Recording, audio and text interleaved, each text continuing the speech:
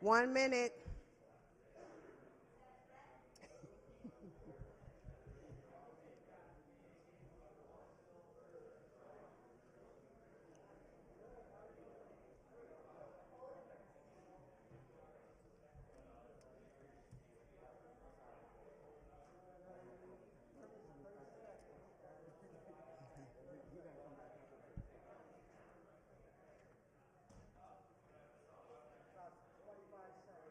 Okay. No, you can. I'm gonna probably be running. You want to? You're gonna be running?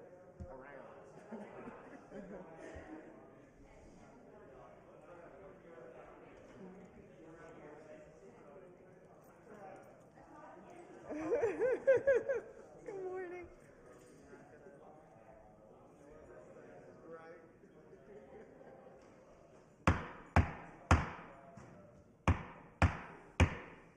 The board will now come to order. Madam Clerk, please call the roll.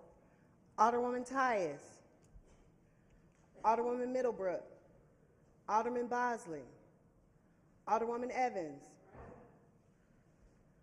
Alderman Page. Alderwoman Ingracia. Alderman Kotar. Alderwoman Rice. Alderman Gunther. Alderman Vollmer. Alderman Lappy. Alderman Stevens. Alderwoman Schweitzer. Alderwoman Howard. Alderman Oldenburg. Alderwoman Peel. Alderman Todd. Alderwoman Davis. Alderwoman Spencer. Alderwoman Keys. Alderwoman Walker. Alderman Vaquero. Alderman Narayan. Alderman Cone. Alderwoman Hubbard. Alderwoman Clark Hubbard. Alderwoman Boyd. Alderman Gross. President Green. Present. Alderwoman Tyus. Alderwoman Middlebrook. Alderman Bosley. Alderwoman Peel. Alderwoman Davis. Alderwoman Spencer. Alderwoman Keys. Alderwoman Walker. Alderman Narayan. Alderman Cone.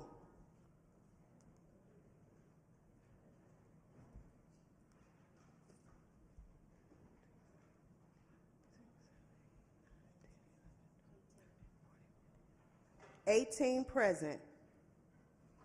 You have a quorum. A quorum being present, let us pray. Almighty God, source of all authority, we humbly ask guidance in our deliberations and wisdom in our conclusions. Amen. Dispense with the, there's no special order of the day. Any introduction of honored guests? Any introduction of honored guests? Alderman from the 23rd. Greg Meyer. As always, I'd like to have my good friend Greg Meyer as my honored guest. Okay. Any further introduction of honored guests? Any further introduction? Approval of the minutes. Alderman from the 23rd, you are recognized on the approval of the minutes. I did. Anyway, I'd like to move that we approve the minutes of the January 13th meeting.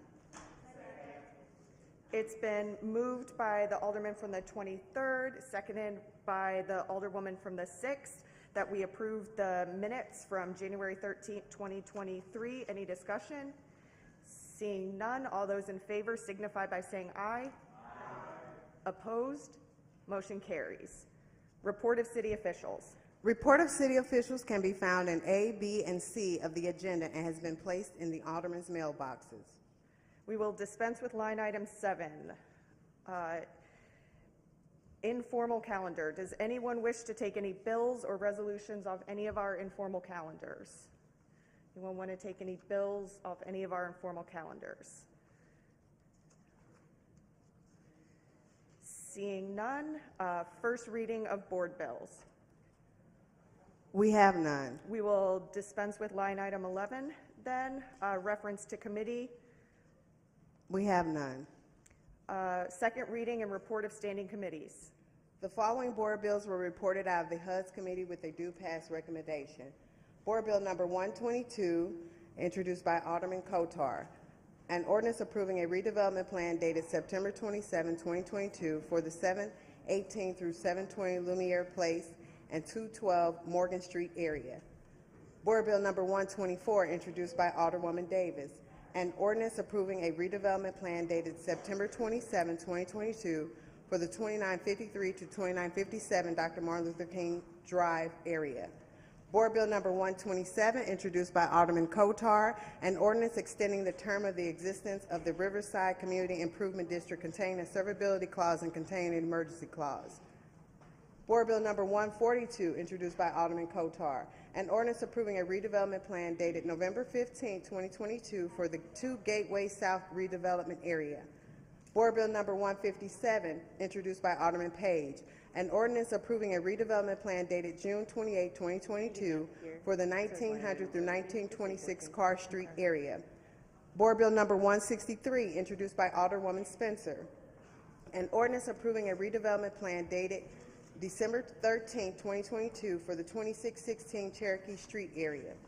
Board Bill Number 167, introduced by Alderman Gross, an ordinance approving a redevelopment plan dated December 13, 2022 for the 4974 Lindell area.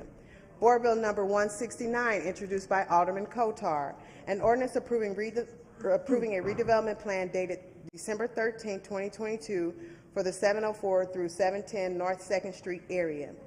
Board Bill Number 170, introduced by Alderman Kotar, an ordinance approving a redevelopment plan dated December 13, 2022 for the 909 Chestnut Street redevelopment area.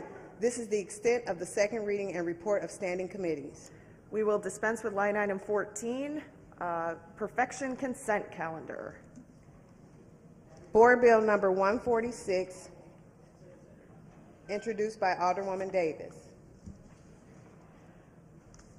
An ordinance authorizing and directing the mayor and comptroller of the city of St. Louis to execute upon receipt of and in consideration of the sum of $500 for other goods and valuable consideration, a quick claim deed to release and forever quick claim unto the U.S. Department of Veteran Affairs certain city-owned property located in City Block 3709, which property is known and numbered as 3739 Windsor Place, St. Louis, Missouri 63113 in the city of St. Louis, Missouri.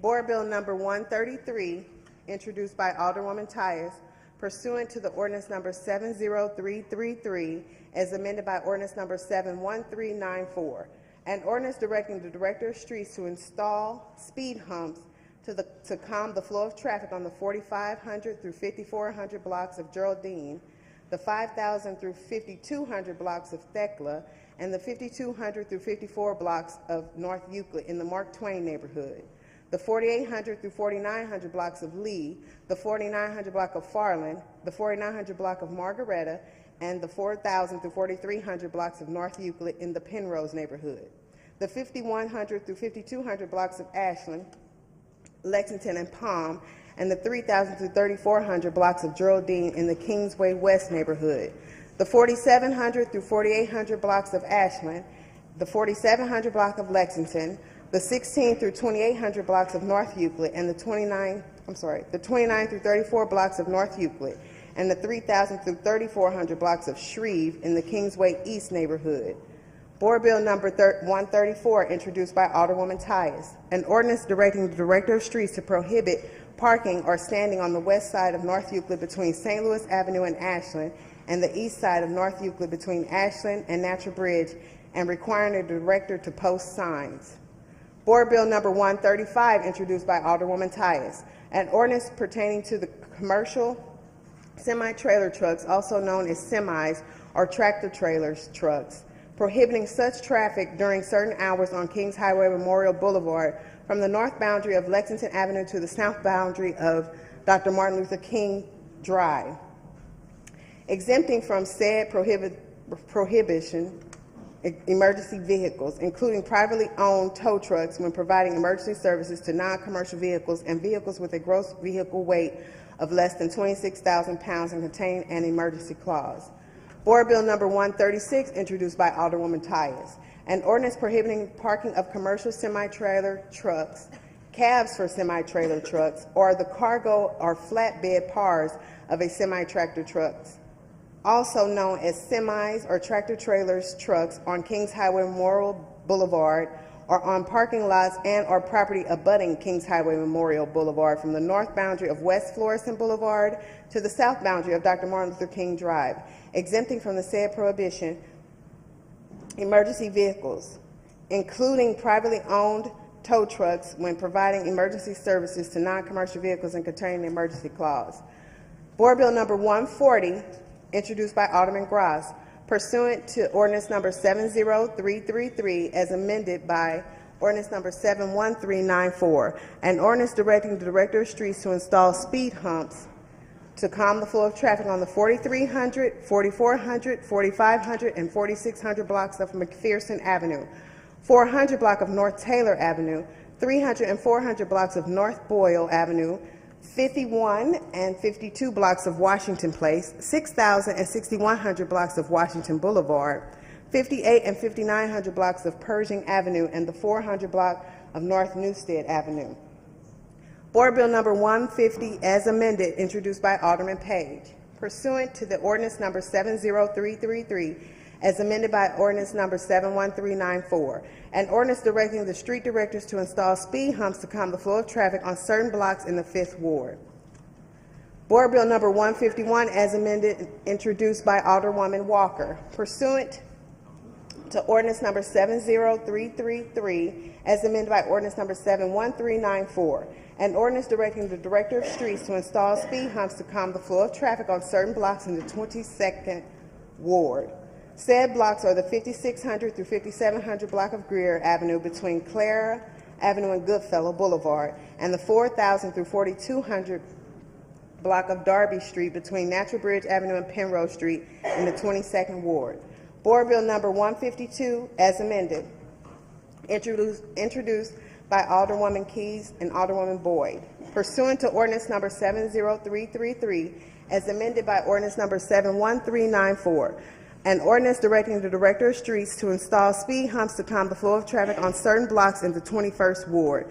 This is the extent of the perfection consent calendar. Alderman from the 25th, you're recognized on the motion for the perfection consent calendar.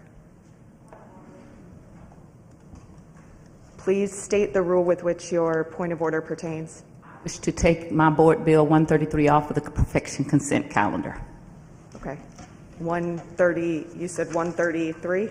That is correct. I have an amendment. It's on everyone's desk. Please place 133 at the end of the regular perfection calendar. Alderman from the 25th, you are recognized on the motion for the perfection consent calendar. Thank you, Madam President. I move that we adopt our perfection consent calendar. It's been moved by the Alderman from the 25th, seconded by the Alderman from the 10th, that we adopt the perfection consent calendar. Any discussion? All those in favor signify by saying aye. Aye. Opposed? Motion carries. Board bills for perfection. Board Bill number 177, introduced by Alderwoman Tyus.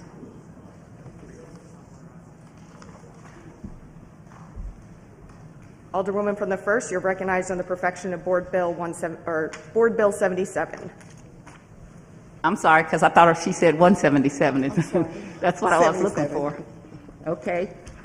Madam President and members of the board, I had Board Bill 177 moved off of the perfection consent calendar back in December, and then when we came back, it was not on the calendar, the agenda for last Friday. So I did go and speak to some people about the alderman from the, I guess, 16th raised a question about what would happen if somebody got found guilty under the board bill I was passing, and it was a valid concern. I went to check on it and didn't want to make it mandatory that people would be punished twice for something they did. Found out that that was not mandatory, and so I am now requesting that Board Bill 77 be passed out of, passed on by the Board of Aldermen. Perfected. Yes, thank you. I'm running because I was late today. Perfected by the Board of Aldermen. Do we have a second? It's been moved by the Alderwoman from the 1st, seconded by the Alderman from the 12th, that we perfect Board Bill number 77. Alderwoman, you may proceed. I'm trying to see, I don't see it on here again. Maybe I'm looking at the wrong. 55. Informal second reading. 133, 35. Oh, here it is, I'm sorry. Okay, Board Bill 77 is an ordinance to close certain alleys in the Kingsway East, Kingsway West, Penrose, Mark Twain neighborhood. But instead of going through individually and doing as people have done in the past, it authorizes whoever the alderperson is in those neighborhoods. And I didn't use wards on purpose because I knew we were coming up with the change in the who would represent different wards. And it authorized whoever's the alderperson to close alleys, but they put it prohibits it without happening, without posting that the alley is going to be closed, who could be in there. It also allows you to close one end. I went across much of the city, and I know in the 17th ward they have alleys that are closed at one end. Specifically, if you go to STL TV and look right across the street, there's an alley that is closed at one end right between St. Louis University and the next street over. There are many up and down Union that are closed at both ends. We don't intend to do that. The reason why we're having to do that is I have several of my neighborhoods touch I-70, and the dumping is just unreal. And by the time you pick the trash up, we're sending the city back out to do it over and over and over again, and we're spending an extraordinary amount of money on something that as simple as closing the street, giving it, putting a mule on it, which is what opens the gate, giving that code or card to the refuse department, because I did check with the refuse department, and that's what they get, either a code or a card. Then they can go up and down the streets, alleys, and they are then able to get in. But it prevents a lot of people from coming in those alleys, because all of a sudden now, if you try to dump, if it's closed off, you now have to back out. So even in streets where we had traffic problems, when we closed them, it ended that. So this is just a tool to try to stop the dumping. It's going to be a test actually in my ward. I started talking to the current mayor when she was the treasurer about this, because we were trying to get cost estimates of what it would cost to do something like what we use, an arm that we use when we go in and out of the parking lot that we park on when we come to the board. We also looked at some gates. We looked at the cost of the mules, which is what opens the gate. Decided it was something that could be done out of the ward capital. And so we've identified several alleys that we want to test this on. We're not going to do it in all of the alleys in the ward, but test it to see for those communities and neighborhoods that abound I-70, which is ours. And I know that I-55 has that problem. Some of people who are touched I-40 have that problem. It is to try to see if we can stop this dumping. We have to do something. Ever since we put dumpsters in the alleys back in the 80s, people started thinking of the alleys as a place for them to do illegal dumping. And that could be just somebody who lives on the alley, which you'll soon find out if it's that person, if you close the alley. Or oftentimes, in my community, it's people who will zip off the highway, live in the county, don't pay their bills, and then they dump in the alleys. And we are overtaxing our trash department and cleanup and forestry, whoever cleans up, because as soon as they get it cleaned up, they're doing it again. So we got to look at a different way.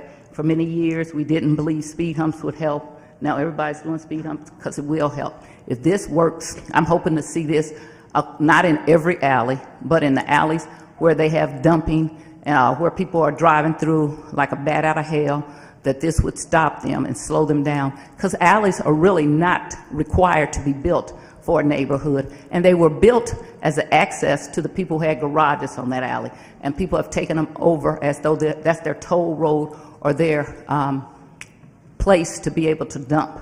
And so this is a test after driving all through the city and seeing the alleys. And if you don't believe it, drive the alleys or drive by the alleys that they have closed off just one end. You don't have to close two. And all of a sudden, those alleys go from being dirty to very clean. And so to me, it's worth it, so we don't have to overtax our employees, of which we are short of right now. Any further discussion? Any further discussion? Madam Clerk, I don't believe that the bill was read into the record. Okay. Oh, Could you read it before we take a vote? Yes. Board Bill Number 77, introduced by Alderwoman Tyus, an ordinance to protect the public health, safety, and welfare by prohibiting the use of alleys by operators of motor vehicles for drive-through traffic in the following neighborhoods: Kingsway East, Kingsway West, Penrose, Mark Twain, requiring the posting of those allowed to use the alley containing a penalty clause and an emergency clause. Thank you. Any further discussion? Any further discussion? Right, it's been moved by the Alderwoman from the 1st, seconded by the Alderman from the 12th, that we perfect Board Bill 77. Madam Clerk, could you please call the roll? Alderwoman Tyus. Alderwoman Middlebrook. Alderman Bosley. Alderwoman Evans. Alderman Page. Alderwoman Ingracia. Alderman Kotar. Alderwoman Rice. Alderman Gunther. Alderman Vollmer. Alderman Lappy. Alderman Stevens. Alderwoman Schweitzer. Alderwoman Howard. Alderman Oldenburg. Alderwoman Peel. Alderman Todd. Alderwoman Davis. Alderwoman Spencer. Alderwoman Keys. Alderwoman Walker. Alderman Vaquero. Alderman Narayan. Alderman Cone. Alderwoman Clark Hubbard. Alderwoman Boyd. Alderman Gross. President Green. Aye. Alderwoman Peel. Alderwoman Davis. 26 aye votes. By your vote, you sustain the motion from the Alderwoman from the 1st on the perfection of Board Bill 77. Board Bill Number 145, introduced by Alderwoman Davis, an ordinance determining that the tax increment financing plans listed in Exhibit A are making satisfactory progress, except as noted under the proposed time schedule for completion of projects therein. Please place Board Bill 145 on the informal calendar. So noted. Board Bill Number 82, Committee Sub, introduced by Alderman Vaquero, Alderwoman Tyus, Alderman Bosley, Alderwoman Peel, Alderwoman Boyd, Alderwoman Evans, and Alderwoman Schweitzer.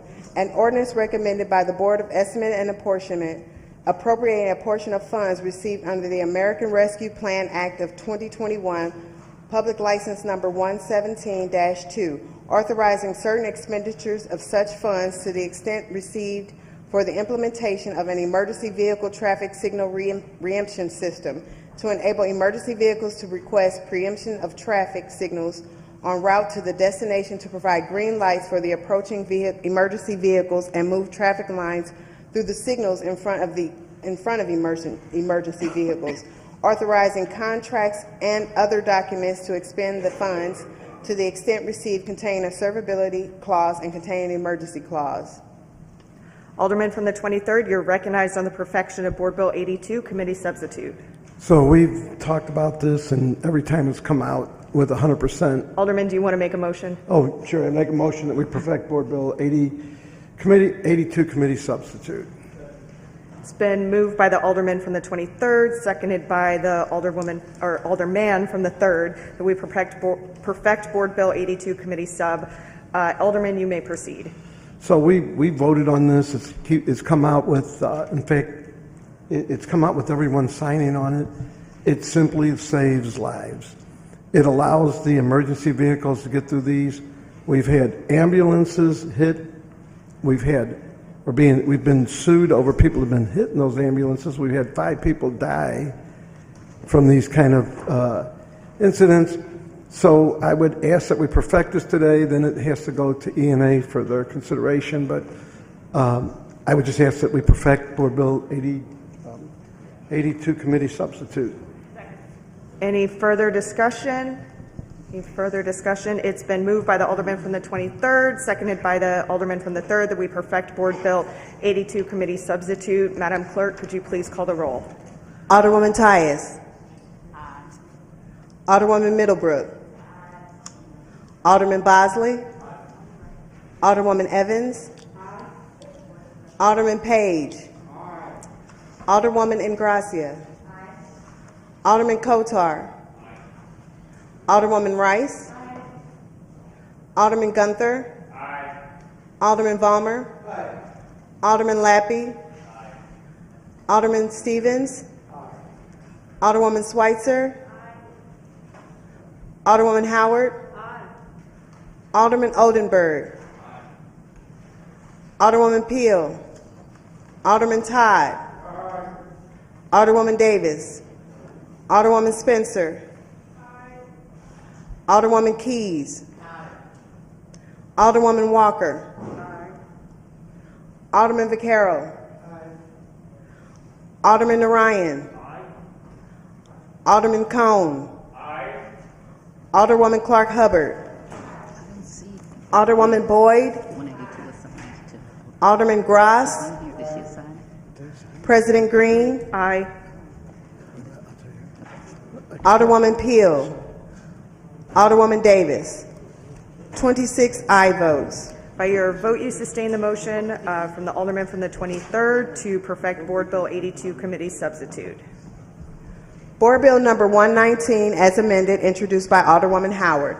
An ordinance repealing ordinance number 60347, approved April 20th, 1987, now known as section 3.06.090 of the revised code of the City of St. Louis, and enacting in lieu thereof a new ordinance relating to the same subject matter, amending section 2 of the ordinance number 61090, approved November 22nd, 1988, now known as section 5.19.020 of the revised code of the City of St. Louis, relating to automatic expenses and containing a servability clause. Alderwoman from the 14th, you're recognized on the perfection of Board Bill 199 as amended. 119. Or 119? Yes, ma'am. Says 199 on my... Okay. Madam President and esteemed colleagues, I would like to put Board Bill 119 as amended before the body. Board Bill 119 as amended, as stated. Alderwoman, would you like to make a motion to perfect? I would like to make a motion to perfect. It's been moved by the Alderwoman from the 14th, seconded by the Alderwoman from the 8th, that we perfect Board Bill number 119 as amended. Alderwoman, you may proceed. The board bill raises the aldermanic salary to $72,000 per year. Due to the fact that we're reducing the board to 14 members, this money is already appropriated and part of the budget for the Board of Aldermen. It will not provide any more expenses to the City of St. Louis, and will increase the salaries so that aldermen, are making enough money that they can provide a living for themselves and serve their constituency. Any further discussion?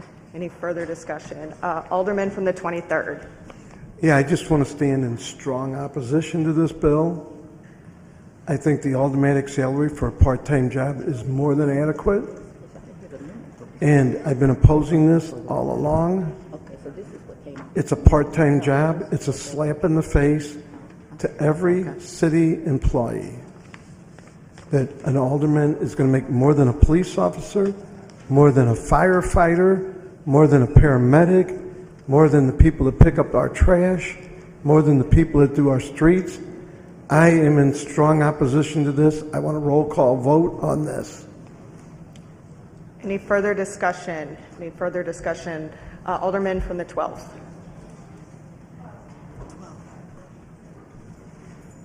Test. Is this one working? Oh, okay, good. Oh, thank you. Perfect. So I'm also, to echo my colleague from the 23rd, inclined to stand in opposition to this solely on the basis of it not making the position full-time. Would you like me to move to another mic, madam? Oh, is that low? Okay. You need to talk into the microphone. Much taller than that microphone. Yeah. Growing up tall, you always learn to stand in the very back and put things as close to your face as you can. Is this better, dear colleagues? It might be better with your mask off. Oh, fresh. Sorry. Listen, I'll take any compliment I can get in this role, Alderman. Well, you Thank know. you. Excellent. So sorry. Thank you. Again, to reiterate, I am likewise inclined to stand in opposition to this solely on the basis of it not making, sort of defining the role as more full-time. I reflect on my previous career, my preceding career, and hopefully my following career come April in public libraries and art institutions, where one does not work in duty to the public, in duty to the public's access to information or the arts for the salary, but instead for the richness that comes with such a prestigious role, or a role that I consider prestigious. So I likewise agree that it feels somewhat self-serving, though I can recognize that, yes, when this current salary was introduced back in the 80s, I believe, if not earlier, that it would be adjusted for inflation closer to the number that we've put before us. But again, the role and its responsibilities have grown immensely since the 80s, I would say, especially in a world that is increasingly interconnected, where our actions can be immediately communicated through all the corners of the earth, and where we have to consider such weightier responsibilities than just than what necessarily our predecessors had to, both with more tools and more responsibilities. So again, I'm inclined to oppose this, to echo my colleague from the 23rd, solely on the basis that as someone who's had a career in public service and a career in sort of not-for-profit organizations and so on, it somewhat makes me uneasy. And I respect that you've put this forward, Alderwoman Howard. I do believe that you've put a substantial amount of work into it. It is excellent. Oh, sorry. Is that better? So anyway, with that, as well as my reluctance to actually kiss the microphone, I would yield back. Madam President, thank you. Thank you. Alderman from the 18th. Thank you, Madam President. Thank you, Board of all the people. When the issue of ward reduction came up, it was clearly inferred that the taxpayers would save money by cutting the alder people. That was one of the ways that many of the wards that were encouraged to vote to cut the wards.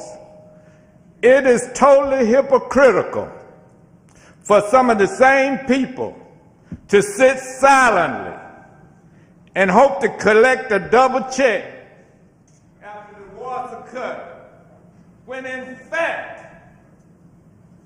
we as taxpayers will get less services. We will pay more money because we're going to have administrative staff, which the same alder people who promoted this, especially in South St. Louis, let me be perfectly frank, and in the Central West End. And some of them said silently in North St. Louis, said absolutely nothing, organized nobody, and now they're talking about more money is costing the taxpayers again. More money, less accessible to all the people, less accountable to the citizens, and also it will be in doubling the wards, yeah. They will be doubled. But let me make it crystal clear. If a person doesn't want to work for the same salary that many people who were complicit, because you were complicit if you didn't say anything and go out and organize the same as you would organize to get elected, and educate the people about the fact that it's going to cost more. So therefore, of course there will be double the work, which I've advocated since 1983. I've fought against board reduction for that very reason. That it was it's a half-time job. I don't know. I know the wards would be cut, I don't know. and the constituents were getting a good deal with 28 wards. In fact, if we had 56 wards, we would get a better deal because the highest number of people represented in Florissant, I think it's the highest number of people, they have about 6,000 people per alderperson, and the rest of the people in the county have less than that. And the other thing is that the mayors, they have almost, I think, close to 100 mayors. All the people close to 600. So what is the point? The point is, I have to, in good conscience, oppose a raise for all the people because of the fact that they did not explain to the voters that actually you will be paying more in taxes, but you have less access to your older people. You won't be able to hold all the people accountable as well because of the fact that they will be busy. They will need more money to run the wars. So therefore, some of them will be raising money from people with money. As you know, the people with money are business people who are going to have more access than the voters will again. And those will be the very people who don't live in the city, who don't care anything about anybody except making some money off the city. Let me be crystal clear. They are not in love with citizens. They're in love with money. That's what the people the capitalists are in love with, money. This is all it's about. And the other thing is they won't be as accountable because it will cost more to run for an election. It will cost twice as much for everything. And so the voters again are the losers, the citizens, the taxpayers. Like, I won't be running again, but I will be paying taxes. I will be active in my community. And this will not make anybody any safer. By the time you're going to double the salary, if a person doesn't want to work for the salary that we're currently being paid, since this is what we told the voters we were going to do, save you some. Let me summarize. Save you some money. That was said. If it wasn't said, it was implicit. And in some places, I got it from reliable sources that it was explicit.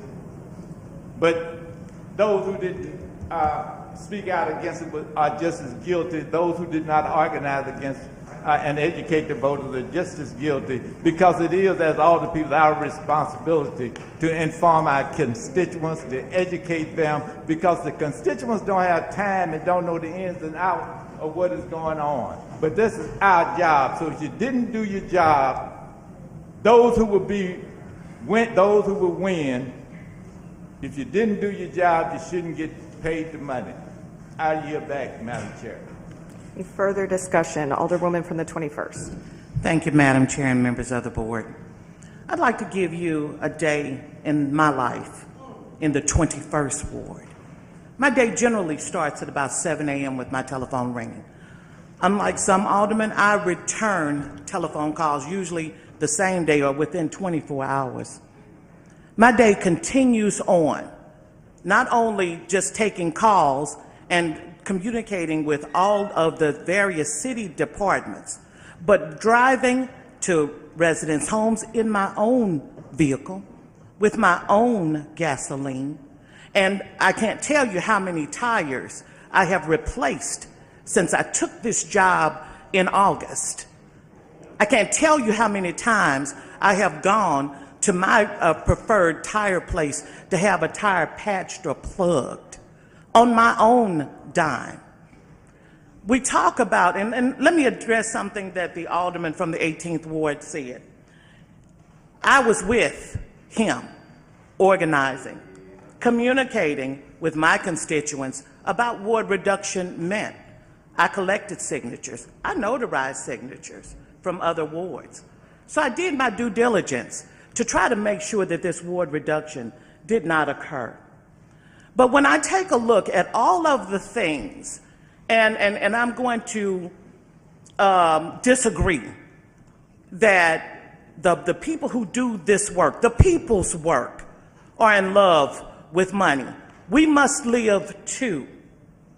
Gas went up for me just like it went up for everybody else. Food went up for me just like it went up for everybody else. This is probably the only corporate type structure I've ever worked in where you're using your own personal vehicle and there isn't a per diem coverage for that. We should be driving city vehicles with the city logo on them. We should be having or have a gas card that is being paid for. I use my own personal cell phone, and I give my cell phone number to literally everybody in this city. I work until well after nightfall every day, going to meetings, going and meeting with constituents, wherever I need to go. Earlier this week, I had a constituent with an issue, but because of her work hour and the different constraints of everything that I'm trying to do for my community, I had to drive out to Overland to meet with her. But she was important. Her issue was important. And so I don't understand anybody. And in deference to the alderman from the 23rd, come on, let's talk about our personal finances. We are not all in the same personal financial groupings. No, we're not. There are some aldermen in this room who are struggling, and that should not be. Not if we are here to do the people's work. I love my community. I fight for my community. I would take off my earrings for my community. And how dare anybody stand here and say that if the number of hours, this is a part-time job, it hasn't been a part-time job for me from the day after election. If you had to pay me for every hour I work every day, my salary would be well over $200,000 a year. Name your most famous basketball player, and I will tell you, I got this. I'm dragging it up and down my ward like you're dragging it up and down a court every day. So I am insulted that any alderman would be against this, measure. I work hard, and I can tell you that I know that most of my counterparts, and I don't know all of you personally or what you do in your wards, but I can say that my North City sisters, all right, okay, dare you. I've got to live too. I've got to pay bills just like you. Every bill that went up for every constituent in the city of St. Louis went up for us too. We are trying and fighting for a quality of life for every citizen in this city, but we've got to have a quality of life too. And let's talk about the elephant in the room. We just had a quality of life too. And let's talk about the elephant in the room. We just had 3 gentlemen that are now in the system. We have to take a look. We're paying exorbitant salaries to executive staff all over this city. We are top heavy administratively, whether people want to talk about that or not. But we're still not paying all of those services that our 23rd Ward Alderman mentioned. And I agree with that. I'm going to fight for our city workers to get a better salary. I'm going to fight for our police department. I'm going to fight for our fire department. Okay? But don't tell me that I'm not worth what I'm doing every day. I am worth everything every day I get out of bed. I'm about this. And by the way, my job doesn't stop on Friday evening. I'm Saturday, I'm Sunday, I'm the weekend. Okay? So don't bring me that. And Alderwoman from the 1st. Madam President, members of the board. Oftentimes new people don't want to hear when people have been here for a long time and they talk about the good old days. Let me tell you, the good old days were not good when I came here in 1991. I had to take almost a $10,000 pay cut from being a public defender, which is the lowest job pay that you can get and be an attorney. But I did that after being convinced by high-ranking politicians, include a congressman and a state senator, that I needed to bring my advocacy inside the board instead of always being out in the street with my advocacy. And I did that, and I've been here, and I've been redistricted, and I've been gerrymandered, and I came back here. And when I came here, I made $22,000 thereabout. And I pulled my check. I meant to bring it. I'm going to bring it next when we third read and finally pass this. And now I make $37,000. That is ridiculous. We thought we fixed this thing by saying we would give us raises. We didn't fix it because what happened is the mayors gave the, and we tied it to the employees like the alderman from the 23rd is trying to do now. But they got merit increases, which didn't give us a raise. So we stayed and we stayed and we stayed at the same salary to 2010, 12, depending on when you ran. And even if you raise something, if you don't pass this before people run, then what happens is you have to wait. If you're even 4 years, if you're odd and you run, you can get your raise in 2 years. Now being here for as long as I have, it's interesting to me that we don't also have a bump for people who are the chairs of committees, because it's a lot more responsibility when you're the chair of a committee and to make sure stuff moves and people get their bills heard. In other legislative bodies, they do. When I hear the 18th Ward aldermen talk about how we were opposed, mostly in North St. Louis, to go into 14, and really I still am. And I got my ward back, the things I've been asking for, but it makes me sad. It makes me sad that I see people who have been such an advocate for the city not be able to run because these wards are too big and they're out of control. The alderman from the 18th knows that I was with him the whole time. In fact, in the first ward, we defeated it. We got out in our community. There's two things we defeated. We defeated going to 14 because we know it is bad for North St. Louis. And if you look at the wards that we have all kind of craziness. I run, in the ward I'm running in, it is from Del Mar all the way down to Baden to the riverfront. Just crazy. And it's hard and it's tiring and exhausting and it costs a lot more money. I am so surprised that advocates wouldn't have wanted to stay at 28 because then you have small wards where people have a voice. The bigger your wards get, then you start to oftentimes cater to the people who have the loudest voice or have the most votes. And that's not fair. That's not what we were about. And we were based on, the Board of Aldermen is based on the United States Congress. And the Congress, no matter if our population goes up or down, stays the same amount of people. So there were a couple of falsehoods that people sold. One, that we were going to save money, and which we all said that's not true, because we all told everybody this is what's going to happen. If you go to 14, you're going to have to increase the salary. You're going to have staff. You cannot not do that because it's too much. We're not like the state reps where we close in May and we're gone. We're not like the state reps where we are unavailable. People can get you because you're not in Jeff City, so they see you in the grocery store. They see you if you're eating dinner or breakfast or brunch or wherever. They see you on the streets. If you're shopping, they're there and they grab a hold of you. So we are on oftentimes 24, if not 24 hours, 6 or 7 days a week and holidays sometimes. So it is a full-time job. So when I have heard the Post-Dispatch and others describe this as a part-time job, I've never found that description anywhere in anything that we have, and it's a false description. The new alderwomen who are in North St. Louis have found out in a hurry how hard this is. I've been doing this for a long time. I obviously don't do it for the money. I am one of these people, I call myself a feminist, but when it comes to finances, I am a kept person. Because if my husband did not make money in green energy, I couldn't have been down here all this time with the little money that you pay. In fact, lawyers could not be down here for the little money that you pay. And when you're going to double the work of someone, and that's what you're doing, you're going to increase the amount of people that you report to, then you don't then say, well, you shouldn't make more money.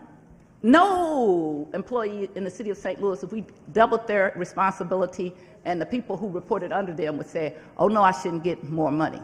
And this is kind of making up for some of the money we should have been getting in the first place. And this is not an exorbitant amount. It is pretty much the amount, if you take double the alderman salary that you have now, and since you're going from 28 to 14, so 37 and 37 is what? 74. So it's a little under what we should be making. The president said something in committee that I totally agree with.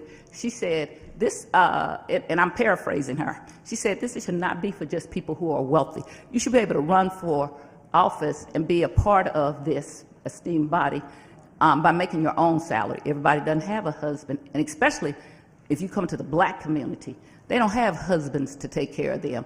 And my mother didn't raise me to be taken care of, okay? That is not how I was raised. I was raised as a feminist, so I'm kind of contrary to what I was brought up to be, but I'm doing it because we sat down and we made an agreement that my skills were needed down here, that we don't have other black lawyers down here. Look around. We got many white lawyers. I'm it. We used to have two, and the Slay administration couldn't stand for two black lawyers to be down here, so he put us in the same ward and gerrymandered me. And that was because the more people you have that can do research, the more you can represent your community, and the more you can do advocacy for your community. So I understand, I want to say to the alderman from the 18th, why you feel the way you do, because you feel that they tricked the people, and they did. I understand it. But you know I didn't trick the people, okay? And you know I worked, and I advocated, and many of us down here, we worked. But sometimes you have to just go home and deal with the realism of what it is. And the realism is we're at 14. And I beg any of you all who think that's a great idea to come drive these North St. Louis wards. And then maybe, I always advocated if we couldn't go, if we couldn't stay at 28, maybe come to 20. When I come back here, I'm going to sponsor a bill because I'm coming back, that maybe we go to 20. This is not a good idea. It is severe. It is something that was in somebody's head. Every black alderman down here for the last few years have said this is not a good idea. Nobody would listen to us, okay? It is not. And we're also losing skilled people or people who are interested who now get the first taste, and now you cut them all out. You got, in many of the black wards, you got 3 black aldermen running against each other, whereas in white wards, you have people that don't have anybody running against you. That is wrong. Now, some people heard the president say he helped draw the ward so he could control the people. That's not illegal, believe it or not. Under the law, him doing that, all legislative bodies do that. What's illegal is when you gerrymander by race and some other things, like what was done to me. Now, that's illegal. But people are like, well, yeah, we could draw new boundaries. But they're not looking at it's a bad thing in the first place. And because it may not affect you, and you may be in a small compact ward, which is what I was in when I was gerrymandered, you don't really understand it. I wish all of you all could do what they're doing in neighborhood improvement specialists. They are now having the neighborhood improvement specialists move. So I now have a lot of white neighborhood improvement specialists who are like, oh my God, I didn't know this went on, because they haven't had to deal with that. So if all of you could just have to come who think this is a great idea and serve North St. Louis for a few years, you would run back down here to this Board of Aldermen and say, what the heck was I thinking? This is not a good idea. It is not. I wish you would come and join us, but I understand why you can't. I am in full support of this bill. I asked that my name be put on it, and I didn't do it hypocritically. I am running for office, so the people can then judge me if they think that this is what's a good idea. I don't want to hide behind it. It is not right that people cannot run for office and they got to depend on somebody else, or we squeeze people out. I thought that the amendment that the Alderwoman from the 14th brought forth was a very valid amendment. If you say you have to work full time and you can't work any other job, that would prevent most lawyers from being down here, because most lawyers could not work down here for that amount of money, okay? So that would get rid of lawyers. This, contrary to what people believe, this is not a job about seeing if my alley is clean. That's part of constituent service that you do. That's not really ours. It really is about reading this legislation, understanding the legislation, writing legislation. It is a legal job, and lawyers know how to do that. But we get pigeonholed oftentimes into things that are not even our responsibility. I do as much as I can because I know the frustration of citizens who feel like they pay their tax dollars and don't get what they need. I want to say thank you to my constituency, because we've been talking about this, and they've been very supportive and said, Alderwoman, we think you deserve that. We know you work. Okay, so they have been supportive. And so I'm often, my friend from the 23rd Ward, we agree on a lot of things, but I'm glad to see there's a mixture to just not drawing down the line strictly of, oh, I'm on this side and I'm on that side. We got different people from different walks of life agreeing or disagreeing about this particular bill. I said this before and I say it again. Sitting at this very desk, I made a very big mistake back years ago when I voted against changing our pension. And I thought I was doing good government. I was doing dumb things, okay? That now to come back all these years later, and every time I see the former alderman from the 25th, I always apologize to him because he sponsored that bill. I just thought I was being so good and smart and saving the people. It's not that large amount of money. We don't spend any more. In fact, we spend a few pennies less than if we had 28 aldermen. Yes, we will have assistance. We should have had assistance in the first place, especially when you look at that we are tasked with doing so much of the things that are really the mayor's job. There's nothing wrong with respecting yourself. If you don't respect yourself and what you're worth, then nobody else will. Women have done that for a lot of years. We didn't get the kind of money that people made, and we were chastised if we stood up and said we ought to make a certain amount of money. So this is not trying to do a grab for some large amount of money.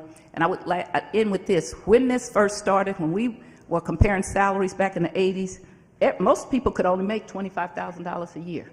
The other people, I'm talking about the mayors and other people, now they make hundreds of 130, 150, and a lot of people, there are several people who work for the city make more than the mayor, which I kind of don't like, but they do. But the aldermen have just had their salaries frozen. And then anytime you want to talk about doing something, there's somebody always coming to attack you and to say, oh, you're self-aggrandizing, or you're trying to pay yourself, or it's not fair that the police don't make as much as we're talking about making.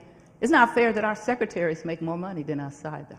That's a thing that you don't see any place just about, okay? The secretary making more than you. So I stand in support of this bill. I think it's a fair amount. For those people who believe they were going to save money, that never was going to be the case. There were a lot of other reasons. The original people who pushed this, pushed it, and it was not because you were going to save money.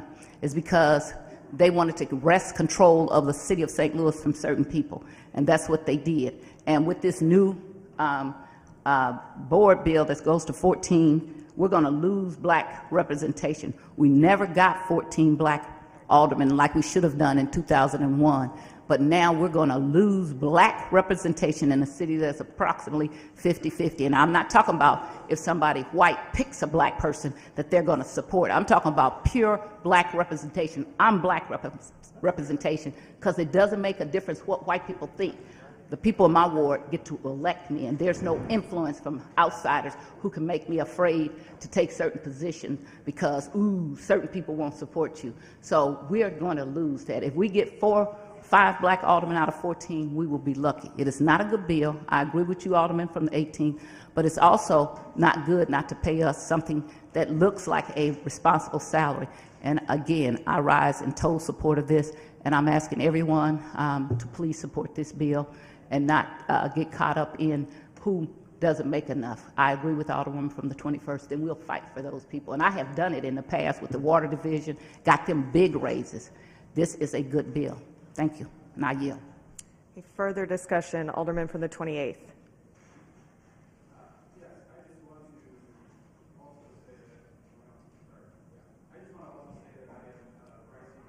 Mic is not working. Do you want to try coming to the front one?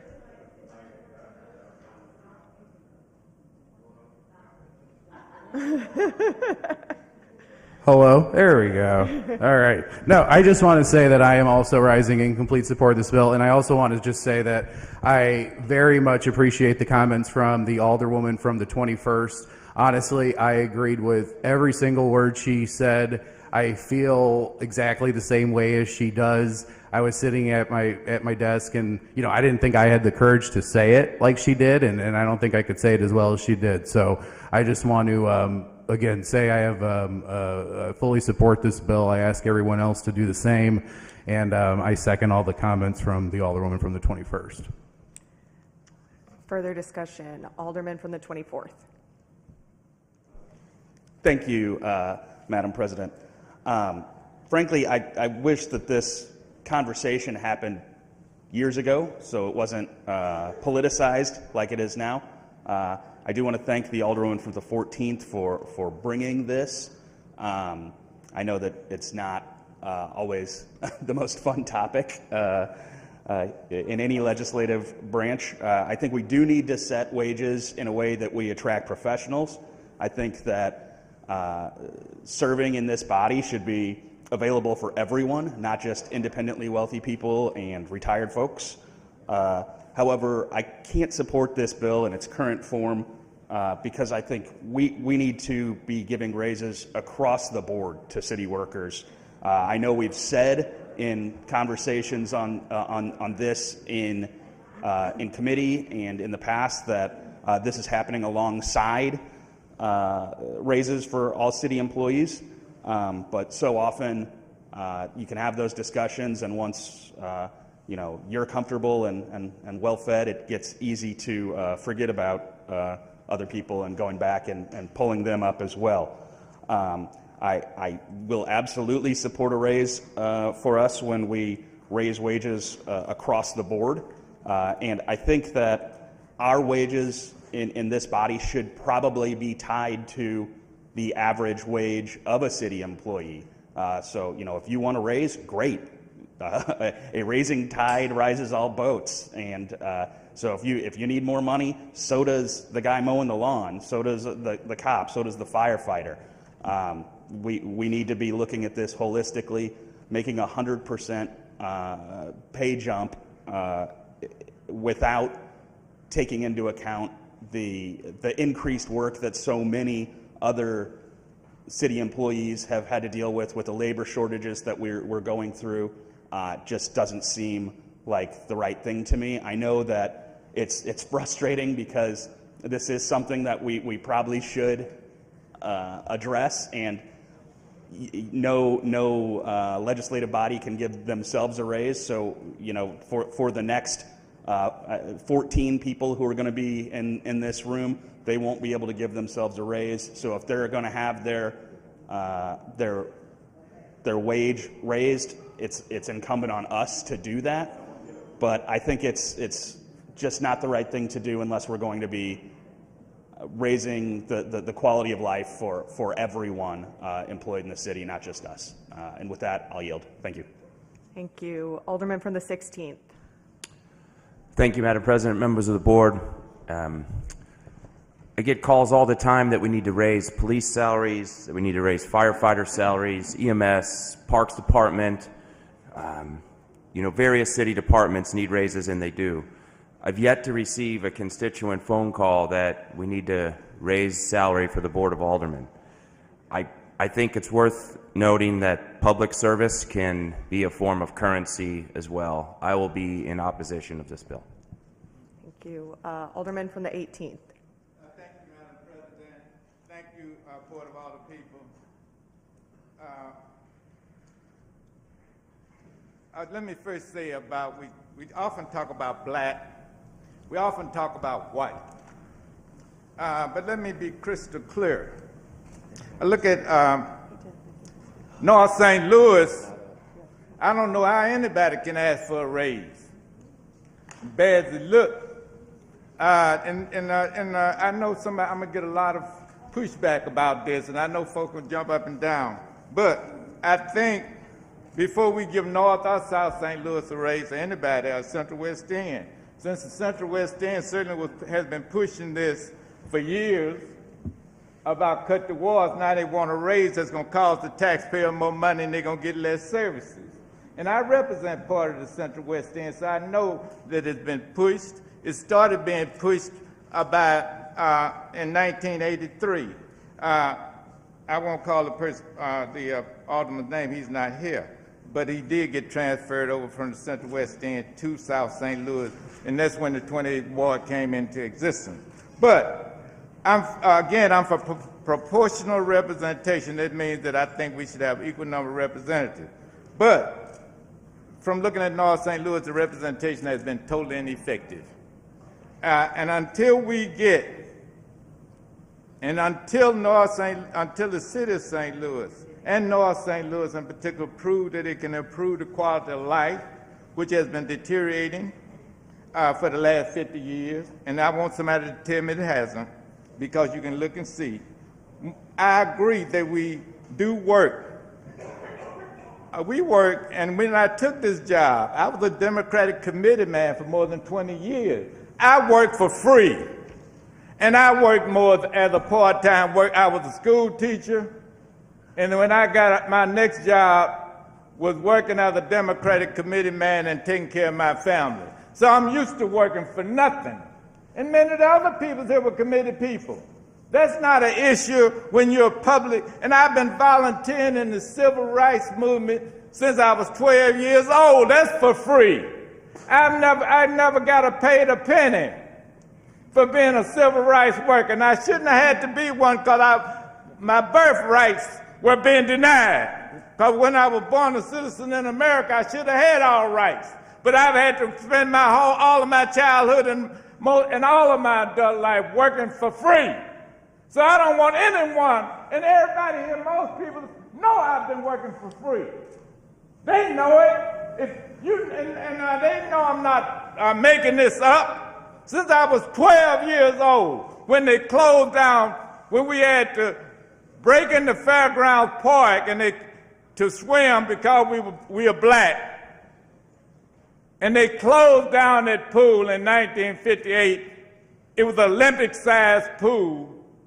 Once we forced them to let us swim, they closed it down, poured concrete in that pool, and now and it's about a fifth of the size that it was then, only because we are black. So I know about at 12 years old when I fought to make sure that I was paying taxes, because when I went to the store and bought whatever I bought, and my parents were paying tax, my aunt and uncle and relatives were paying taxes, but we were not allowed to swim. So I know about working for free. That's when I started working for free, when I was 12 years old. So I don't want anybody to tell me about working for free when I was a committee man, and also I was an officer.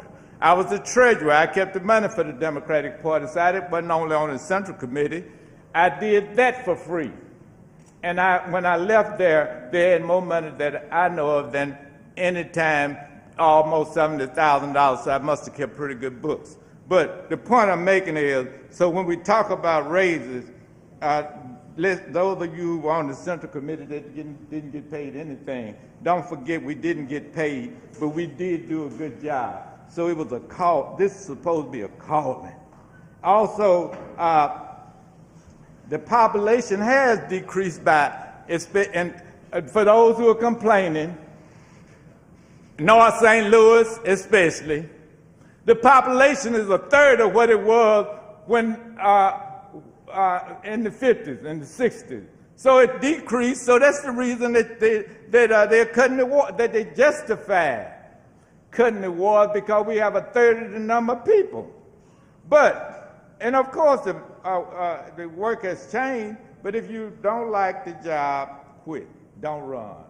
Now, that's a choice you have. If it's too much work, like me, I can't do the job the way I want to do it. I'm not going to run. That's the choice I made. I can't give the constituent services. When I was teaching school, they doubled my class size. Do you think they doubled my salary? No. You took this, and they doubled the class size on us. They didn't double the salary. But I kept on doing the job the best I could, of course.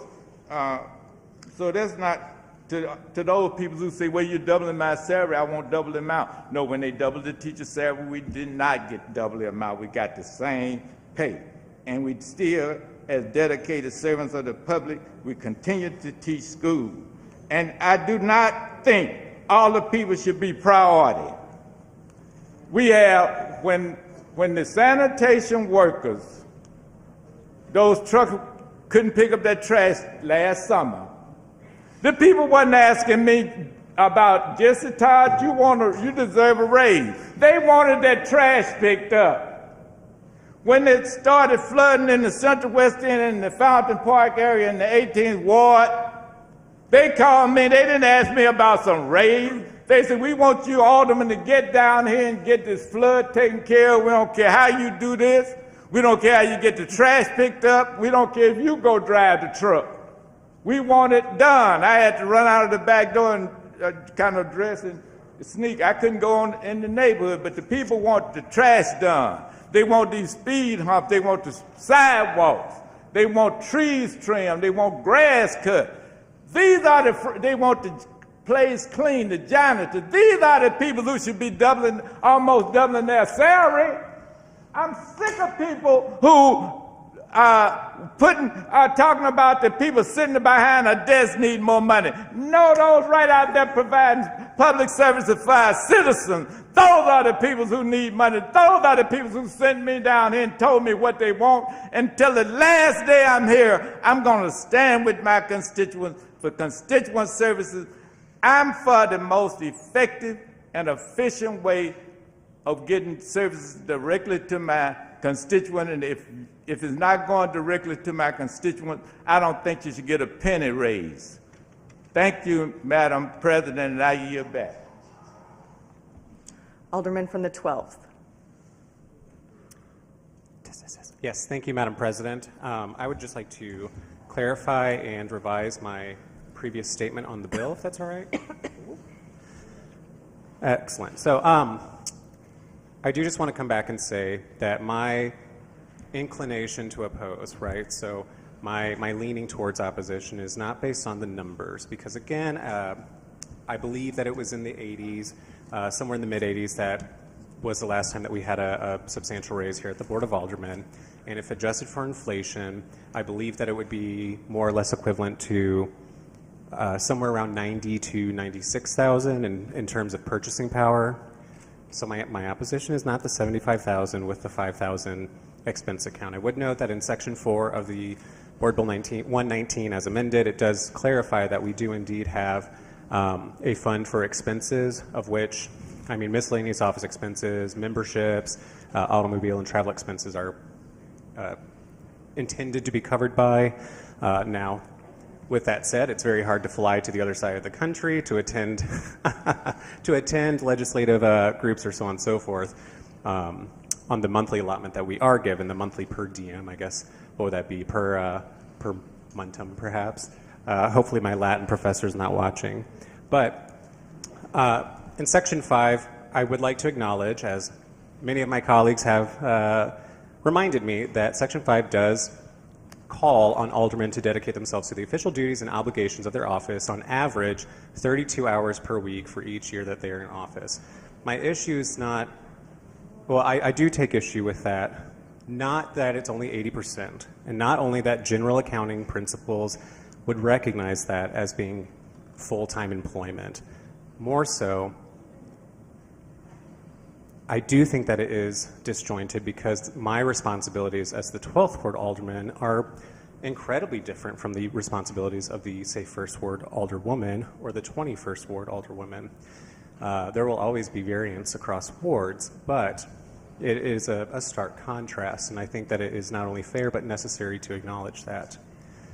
It does not preclude outside employment. Now, because I came from public libraries and publicly funded institutions, legally, I myself was precluded from holding this office and remaining with St. Louis Public Library. Now, this is going back to the Missouri Constitution, so on and so forth. That's not this debate.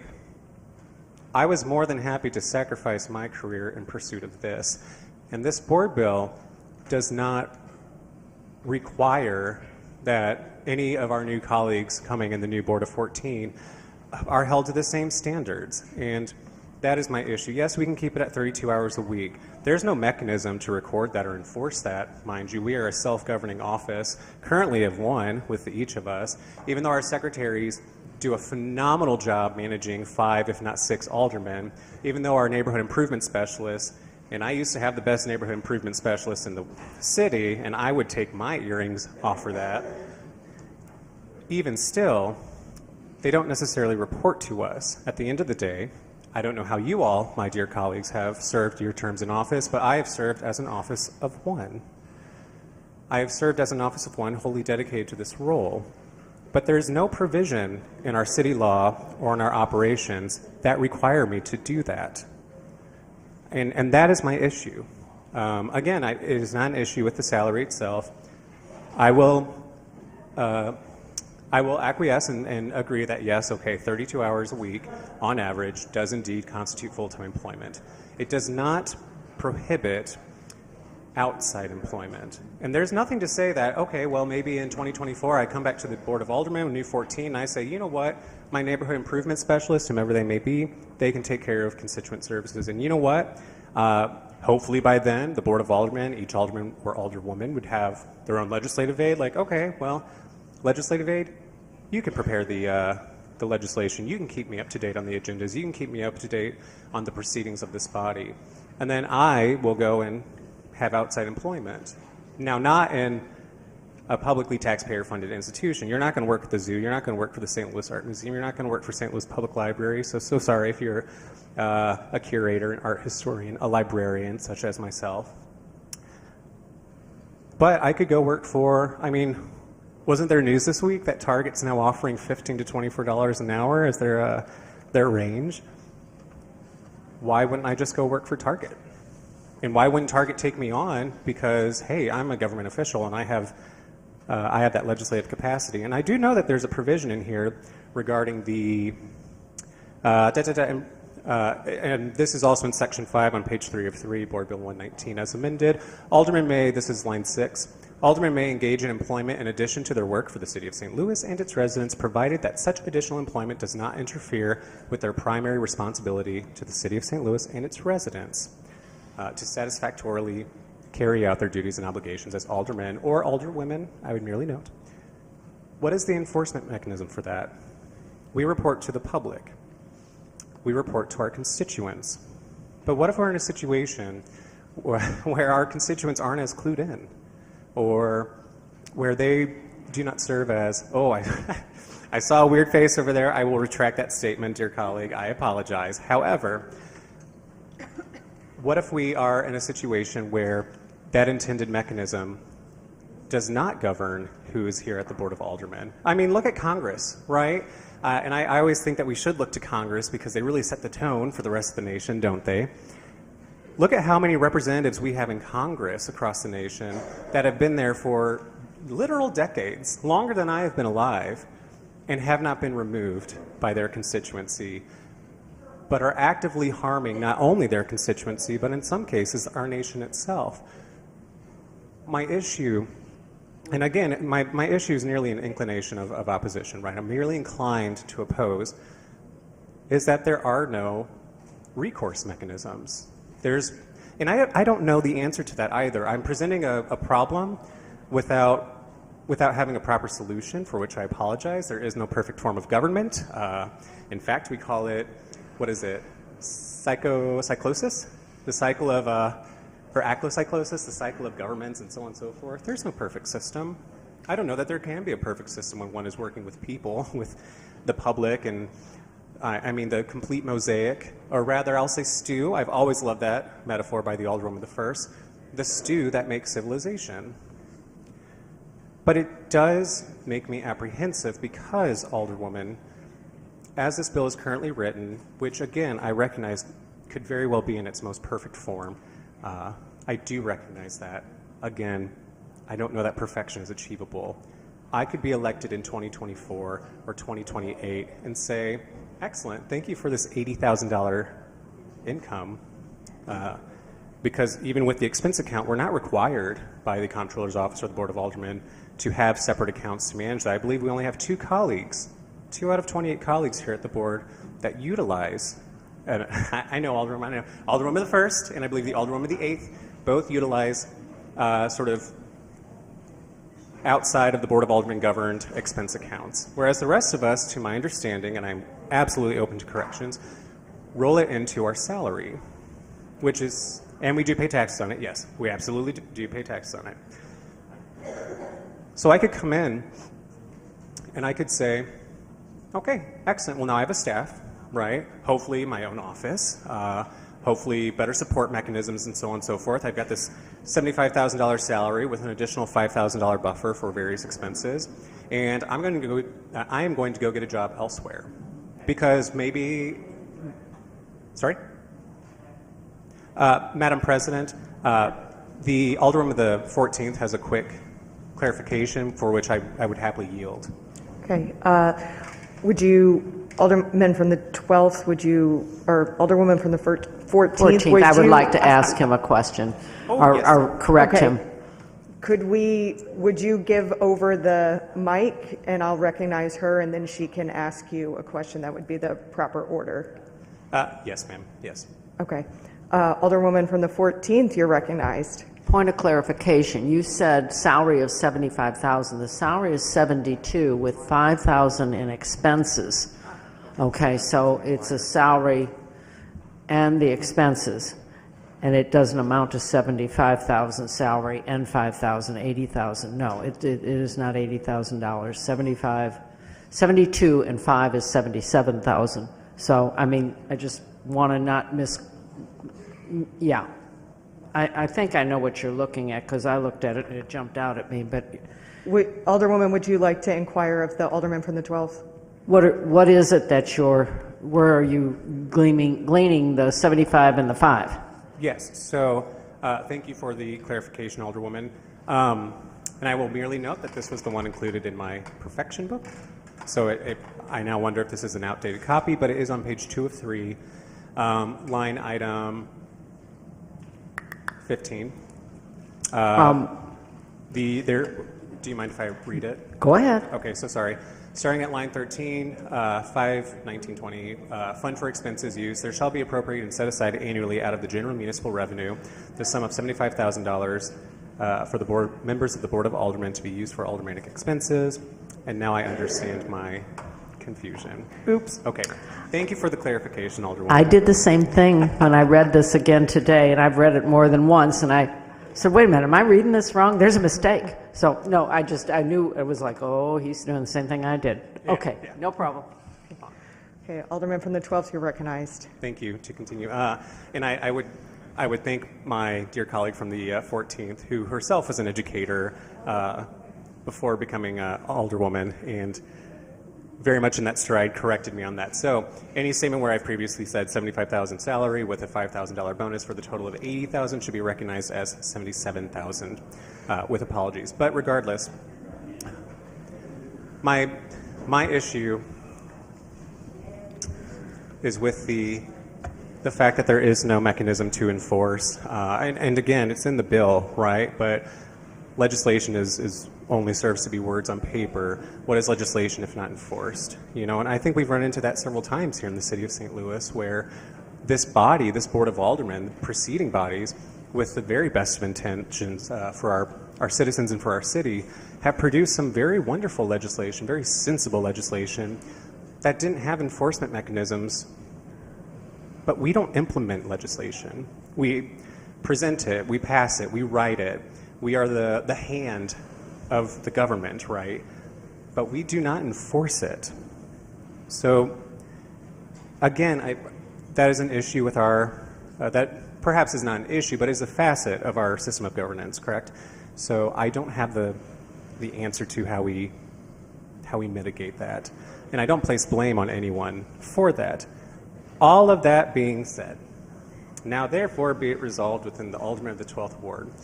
The Alderwoman of the First Ward made a very prescient point, which I do appreciate, and then she also pointed out President Green's previous statements and notes on this position should not be one that solely the wealthy can hold. And I myself am in a position where I am voluntarily giving up my salary because I do have a husband or husband-ish, a fiance, not sure where we are. Haven't set the date yet. You'll get an invitation, Alderwoman.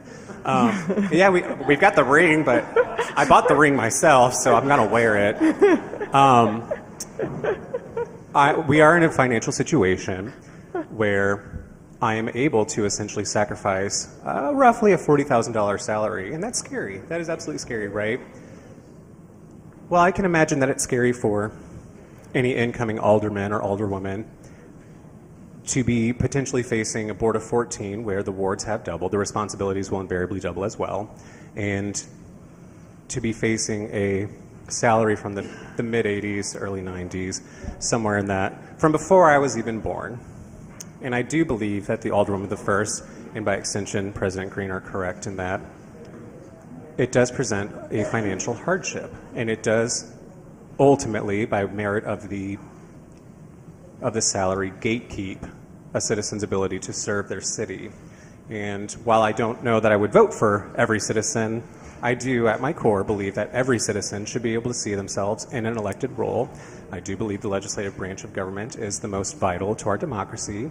I believe that was intended by the framers. Ergo, all of that being said, with my appreciation for allowing my long-windedness, I now rise in support of Board Bill 119 as amended, recognizing that we need not allow, the Alderman of the 12th, need not allow perfection to be the enemy of good. And I believe that this is more than good and more than sufficient for that purpose. So with that, Madam President, I will respectfully yield back. Thank you. Thank you. Any further discussion? Any further discussion? All right, Alderwoman from the 14th, you are recognized to close. Madam President, I'm sorry, and esteemed colleagues, I renew my motion. Was moved by the Alderwoman from the 14th, seconded by the Alderwoman from the 8th, that we perfect Board Bill number 119 as amended. Madam Clerk, please call the roll. Alderwoman Tyus. Alderwoman Middlebrook. Alderman Bosley. Alderwoman Evans. Alderman Page. Alderwoman Ingracia. Alderman Kotar. Alderwoman Rice. Alderman Gunther. Alderman Balmer. Alderman Lappy. Alderman Stevens. Alderwoman Schweitzer. Alderwoman Howard. Alderman Odenberg. Alderwoman Peel. Alderman Todd. Alderwoman Davis. Alderwoman Spencer. Alderwoman Keys. Alderwoman Walker. Alderman Vaquero. Alderman Narayan. Alderman Cone. Alderwoman Clark Hubbard. Alderwoman Boyd. Alderman Gross. President Green. Aye. Alderwoman Peel. Alderwoman Davis. We have 17 aye votes, 8 no votes, 1 abstain. By your vote, you sustain the motion to perfect Board Bill 119 as amended.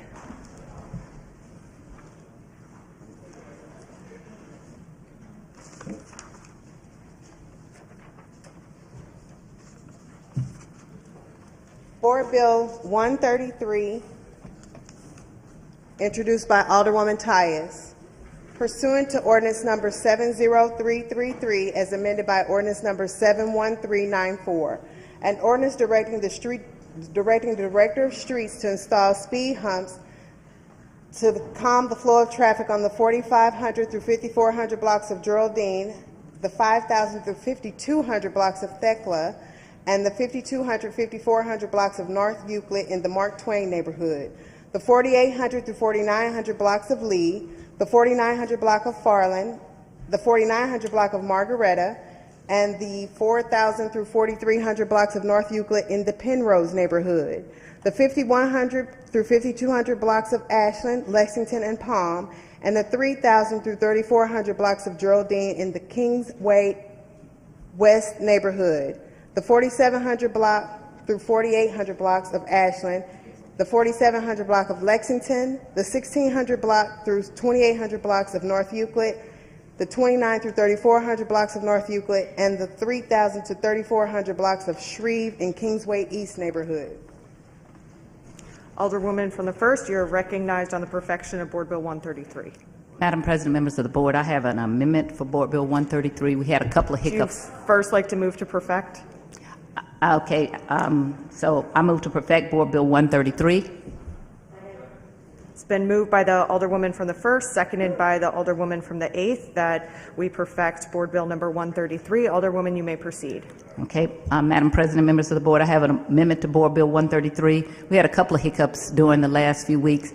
Alderwoman from the 2nd had a board bill that somehow was not put in the Streets Committee as it should have been, and so in order to correct that, we amended my board bill to add her speed humps, and it should be an amendment on your desk, amendment number 1 to Board Bill 133. And I move that we put amendment to Board Bill 133 before us so that we could. Is that a second by the Alderwoman from the 8th? Any further discussion? Any further discussion on Amendment 1 to Board Bill number 133? Seeing none, all in favor signify by saying aye. Aye. Opposed? Motion carries. Alderwoman, you are recognized to close on the perfection of Board Bill 133 as amended. Madam President, members of the board, I'd ask that you perfect Board Bill 133 as amended. It's been moved by the Alderwoman from the 1st, seconded by the Alderwoman from the 8th, that we perfect Board Bill number 133 as amended. Madam Clerk, could you please call the roll? Alderwoman Tyus. Aye. Alderwoman Middlebrook. Alderman Bosley. Alderwoman Evans. Alderman Page. Alderwoman Ingracia. Alderman Kotar. Alderwoman Rice. Alderman Gunther. Alderman Vollmer. Alderman Lappy. Alderman Stevens. Alderwoman Schweitzer. Alderwoman Howard. Alderman Odenberg. Alderwoman Peel. Alderman Todd. Alderwoman Davis. Alderwoman Spencer. Alderwoman Keys. Alderwoman Walker. Alderman Vaquero. Alderman Orion. Alderman Cone. Alderwoman Clark Hubbard. Alderwoman Boyd. Alderman Gross. President Green. Aye. Alderwoman Howard. Alderwoman Peel. Alderwoman Davis. Alderman Cone. We have 25 aye votes. 26 aye votes. By your vote, you sustain the motion to perfect Board Bill number 133 as amended. Third reading consent calendar.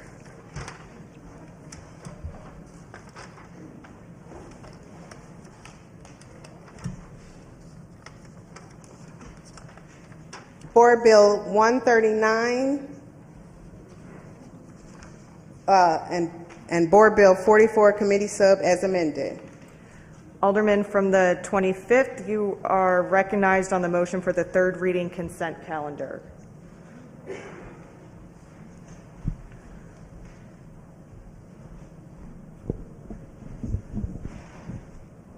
Thank you, Madam President. I move that we adopt the third reading consent calendar. It's been moved by the Alderman from the 25th, seconded by the Alderwoman from the 8th, that we adopt the third reading consent calendar. Any discussion? Seeing none, Madam Clerk, please call the roll. Alderwoman Tyus. Alderwoman Middlebrook. Alderman Bosley. Alderwoman Evans. Alderman Page. Alderwoman Ingracia. Alderman Kotar. Alderwoman Rice. Alderman Gunther. Alderman Vollmer. Alderman Lappy. Alderman Stevens. Alderwoman Schweitzer. Alderwoman Howard. Alderman Odenberg. Alderwoman Peel. Alderman Todd. Alderwoman Davis. Alderwoman Spencer. Alderwoman Keys. Alderwoman Walker. Alderman Vaquero.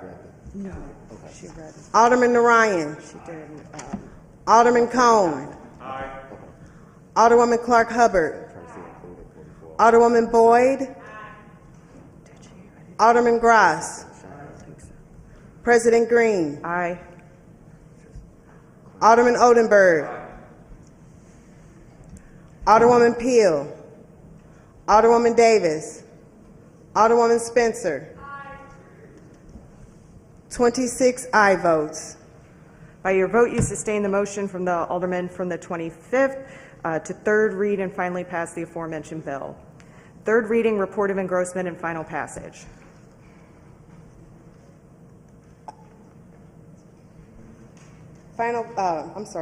Engrossment and final passage of Board Bill number 139 and Board Bill number 4. No, it's 44 committee substitute as amended. I'm sorry, Board Bill number 44, committee substitute as amended. Alderwoman from the 8th, you're recognized on the third reading and final passage of Board Bill 44, committee substitute as amended. Thank you, Madam President, members of the board. I move that we third read and final pass Board Bill 44, committee substitute as amended. Second. It's been moved by the Alderwoman from the 8th, seconded by the Alderman from the 9th, that we third read and finally pass Board Bill number 44, committee substitute as amended. Alderwoman, you may proceed. Thank you so much, Madam President and members of the board. We've had a lot of discussion as this bill has moved through. We've had 4 committee hearings, and we've perfected it a couple of times. So I thank you for all of your due diligence in looking this over. I think this is an incredibly important step forward for the city. In similar to what the county has established. They every 10 years vote a charter commission into existence. They work on things that need to be amended, and then those go back to the voters. Ours is very similar. Our setup will be very similar to that, except it will automatically occur every 10 years. And I believe that we have a much more robust back and forth appointment process to appoint members of the commission that will be publicly transparent, and we have a required public meeting process that I think the design is to involve as many citizens as possible throughout the process, as this is our governing document. So I'm excited to bring this forward today, and I am happy to take questions or have more discussion at this point. Thank you. Any further discussion? Any further discussion? Seeing none, it's been moved by the Alderwoman from the 8th, seconded by the Alderman from the 9th, that we third read and finally pass Board Bill number 44, committee substitute as amended. Madam Clerk, please call the roll. Alderwoman Tyus. Alderwoman Middlebrook. Alderman Bosley. Alderwoman Evans. Alderman Page. Alderwoman Ingracia. Alderman Kotar. Alderwoman Rice. Aye. Alderman Gunther. Aye. Alderman Valmer. Aye. Alderman Lappy. Aye. Alderman Stevens. Alderwoman Schweitzer. Alderwoman Howard. Alderman Odenberg. Alderwoman Peel. Alderman Todd. Alderwoman Davis. Alderwoman Spencer. Alderwoman Keys. Alderwoman Walker. Alderman Vaquero. Alderman Narayan. Alderman Cone. Alderwoman Clark Hubbard. Alderwoman Boyd. Alderman Gross. President Green. Aye. Alderwoman Peel. Alderwoman Davis. Alderman Cone. 25 aye votes, 1 no vote. All other business being suspended, the President shall in open session affix her signature hereto to the end that these may become law.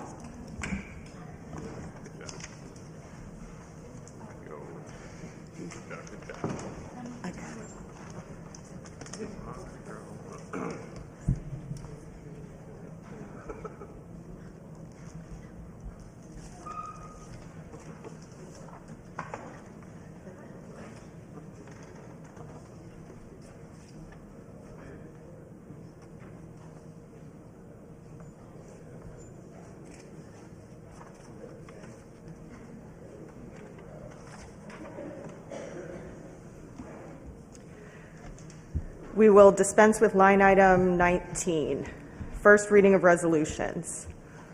Resolution 170, introduced by President Green and Alderwoman Rice. Last day for the introduction of board bills for the 2022 through 2023 legislative session. Alderwoman from the 8th, you're recognized. Thank you, Madam President. We're withdrawing this resolution. Thank you.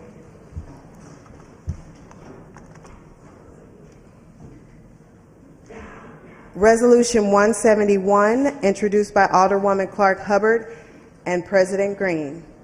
Responsible leveraging of settlement funds. Alderwoman from the 27th, you are 26th, sorry. You are recognized on Resolution 171. Thank you, Madam President. I would ask that the clerk could read Resolution 171.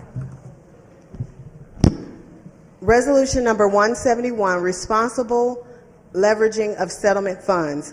Whereas the result of a Rams football team owner, Stan Kroenke's, and the National Football League's member teams and owners, the league, decision to move the team to Los Angeles in 2016, the city of St. Louis suffered the overwhelming brunt of the significant financial, economic, and other damage caused by Kroenke and the league's contractual breaches. Intentionally false representations, interference with valid business expectancies, and unjust enrichment at their and the St. Louis community's expense. And whereas to secure appropriate compensation for these damages and restitution of unjust profits made at the region's expense, in 2017, the city joined with St. Louis County, the Regional Sports Authority, to sue Kroenke and the league. And whereas the city, county, and RSA collaborated effectively and fought together for 4.5 years to pursue justice and accountability for the St. Louis region, and ultimately won a historic settlement of $790 million, $519 million of which were available to the city, county, and RSA following attorney fees. And whereas pursuant to the settlement agreement, the city's shares of these funds is $280 million, $30 million of which is dedicated and contingent upon approval by the Board of Aldermen to the Convention and Visitors Commission's Convention Center Expansion Project. And whereas these funds present an extraordinary opportunity to effect course-changing investments in the community, developed through intentional, thoughtful, and community-driven conversations conducted in partnership with elected leaders and community stakeholders.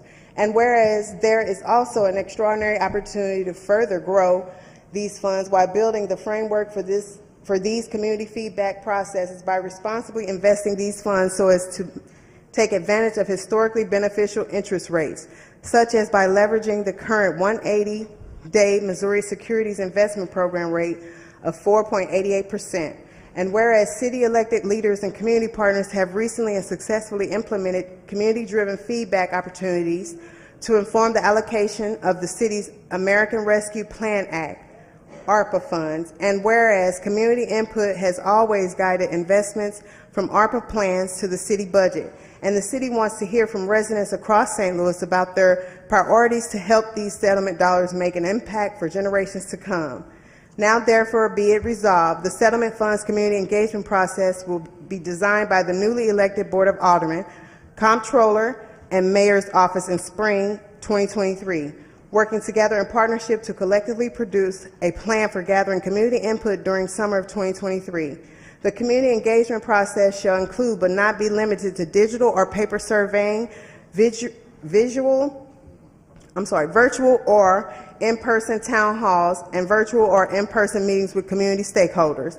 Feedback should be sought on, but not limited to, ways the settlement funds can be leveraged to reverse historic wrongs and invest in disinvested neighborhoods throughout North St. Louis and in pockets of South St. Louis. Ways to ensure the basic needs of residents are met, and ways residents can benefit equally from development, including through affordable housing, infrastructure improvements, economic empowerment with small business loans and technical assistance, workforce development, neighborhood beautification and revitalization, and other related topics. introduced this 20th day of January 2023 by the Honorable Shameen Clark Hubbard, Alderwoman of the 26th Ward, the Honorable Dr. Megan Green, President of the Board of Aldermen, and adopted this 20th day of January 2023 as attested by. Alderwoman, you may proceed. Thank you, Madam Clerk. Order. State the rule with which your point of order The pertains. rule is that we change our last date of which we could have resolutions and or board bills introduced. I don't see any place on it, and it's not been changed. And you're not supposed to read a board bill, a resolution before it has been introduced, and it couldn't have been introduced because we haven't suspended the rules or sought unanimous consent. She was simply reading it into the record. We are You about to do that. You are not allowed to do that except for on first reading of the resolution. This is first reading of resolution. It is not, because she has not suspended the rules and she has not sought unanimous consent. You do that afterwards. She is just about to do that, Alderwoman. But you do that afterwards, and this is what I could read you our rules specifically. It does not allow you to. You can find your point is taken. Alderwoman, you may proceed. You can try to shut me up, but I'm still going to continue. Please cut the mic for the Alderwoman. I have the rule right before. Okay, Alderwoman from the 26th, you may proceed. You are out of order, Alderwoman.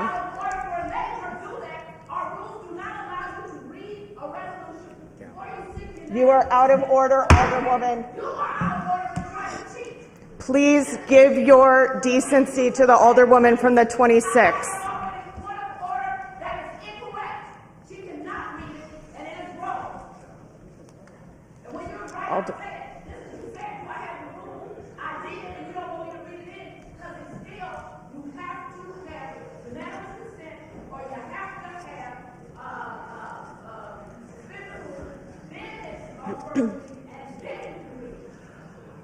Alderwoman from the 26th, you are recognized on the first reading of resolutions. Alderwoman, you are recognized on the first reading of resolutions. Thank you, Madam President. I ask for unanimous consent. Seeing objection to unanimous consent, are you asking to send to committee? Absolutely. I'm asking to be placed for it to be assigned to the Convention, Tourism, Arts, and Humanities Committee. It's been moved by the Alderwoman from the 26th, seconded by the Alderwoman from the 8th, that Resolution 171 is sent to Convention and Tourism. All those in favor signify by saying aye. Aye. Opposed? No. Motion carries. Second reading of resolutions, committee reports and adoptions. The motion had already been made. The motion had already been made, Alderwoman.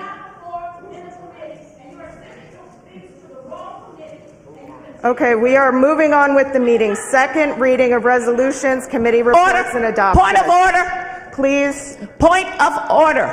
Pursuant to Rule 2, pursuant to Rule 57, did you send a resolution or a board bill to a committee that was not properly before us? Alderwoman, we have moved past that point of the agenda. No, we have not moved past. You are just thinking you're going to bully us, but you're not. You are not following the rules, and I will have it read into the rules because we can do, and it's going to be just what I said. You cannot go ahead and let her read into the first resolution without first suspending the rules and or else get us unanimous consent. Then you read. Only after it's first read. You do not read a resolution when it's not properly on the calendar to be first read. You do not. You are wrong. And you need to read the rules. When I'm wrong, I'm said, and then come back and tell us you're wrong.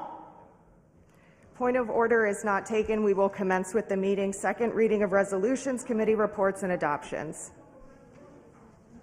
Resolution number 141, introduced by Alderman Kotar, Four Hands Real Estate LLC in the City of St. Louis Enhanced Enterprise Zone. Alderman from the 7th, you are recognized on the resolution 141.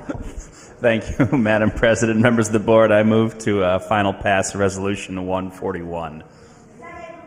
It's been moved by the Alderman from the 7th, seconded by the Alderwoman from the 6th, that we approve resolution number 141. All those in favor signify by saying aye. Aye. Opposed? Motion carries. Miscellaneous and unfinished business. We have none. Announcements. Monday, January 23rd, 2023, Long-Term Healthcare Special Committee meeting will be at 3 p.m. via webinar. Tuesday, January 24th, 2023, Neighborhood Development will be meeting at 10 a.m. via webinar. Public Safety will meet at 1 p.m. via webinar. Wednesday, January 25th, 2023, Streets Committee will be meeting at 10 a.m. via webinar. Wednesday, January 25th, 2023, the Parks Committee will be holding a meeting at 3 p.m. via webinar. Thursday, January 26th, 2023, the HUD's Committee will meet at 9 a.m. via webinar. Special Transition Committee will meet at 11 a.m. via webinar, and Ways and Means meeting will be at 1 p.m. via webinar. Full board meeting will be Friday, January 27, 2023, 10 a.m. in the chambers. Any further announcements? Alderman from the 9th. Thank you, Madam Chair. I just want to clarify there, Parks, Tuesday, January 24th at 3 p.m. I think did I hear something different? Tuesday, January 24th, 3 p.m. You wanted Tuesday. Tuesday. I got you there. Tuesday, January 24th, 3 p.m. Parks. Wonderful. Any further announcements? Alderwoman from the 26th. President, members of the board, I would like to announce, I have been going live after the meetings and not giving out my announcements, so I'm not going to hold you up, but this one I did want to announce. If you notice, the Diamond Deaf Empowerment Foundation's bucket is back out in the hallway like we do every year, collecting full-size personal hygiene items for our unhoused and for our domestic violence survivors. And when I look up around this room, I want to give a shout out to Chris Carter, our city supply commissioner, because he has now teamed up with us this year for the 10th annual Love Packages drive. So make sure when you're coming in and out that you drop something in the bucket this year, share it with your networks. This is an amazing organization that does some amazing work. Thank you. Alderwoman from the 1st. I will continue my point of order. If you assigned board bill that Alderman Ryan did for the plumbers to the health committee, that is not allowed under our rules, and I will object to it, and I will read it into the rules also. You have to send the plumber's bill to public safety per our rules 57. It is a requirement under standing committees that you send it to the proper committee. You cannot send it to the health committee. It's under advisement. Thank you for your comment. It is not under advisement. It shall. Shall is mandatory, not permissive. Thank you, Alderwoman. Any further announcements? Seeing none, Alderman from the 25th, you are recognized on the motion to excuse.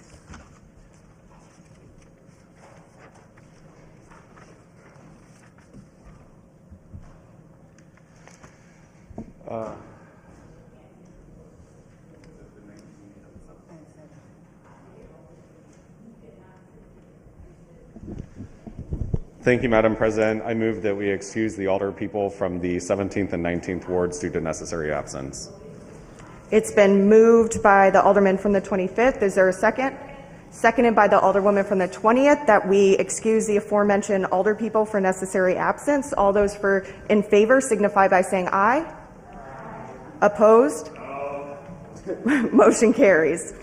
Alderman from the 25th, you are recognized on the motion to adjourn. Thank you, Madam President. I move that we adjourn until Friday, January 27th, 2023 at 10 a.m. in the chambers. It's been moved by the Alderman from the 25th, seconded by the Alderwoman from the 20th, that we adjourn until Friday, January 27th in the chambers. All those in favor signify by saying aye. Aye. Opposed? Motion carries. We are adjourned. Thank you very much.